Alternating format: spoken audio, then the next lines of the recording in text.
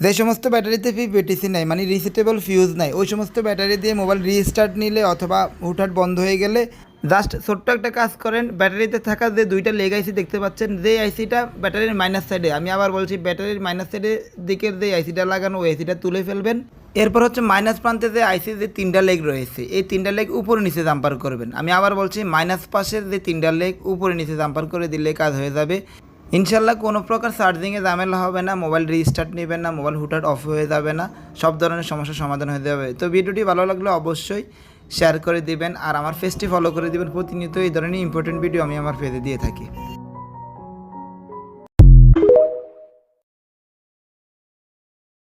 যে সমস্ত ব্যাটারিতে পিপিটিসি নাই মানে রিসেটেবল ফিউজ নাই, ওই সমস্ত ব্যাটারি দিয়ে মোবাইল রিস্টার্ট নিলে অথবা হুটহাট বন্ধ হয়ে গেলে জাস্ট ছোট্ট একটা কাজ করেন। ব্যাটারিতে থাকা যে দুইটা লেগ আইসি দেখতে পাচ্ছেন, যে আইসিটা ব্যাটারির মাইনাস সাইডে, আমি আবার বলছি ব্যাটারির মাইনাস সাইডের দিকের যে আইসিটা লাগানো ওই আইসিটা তুলে ফেলবেন।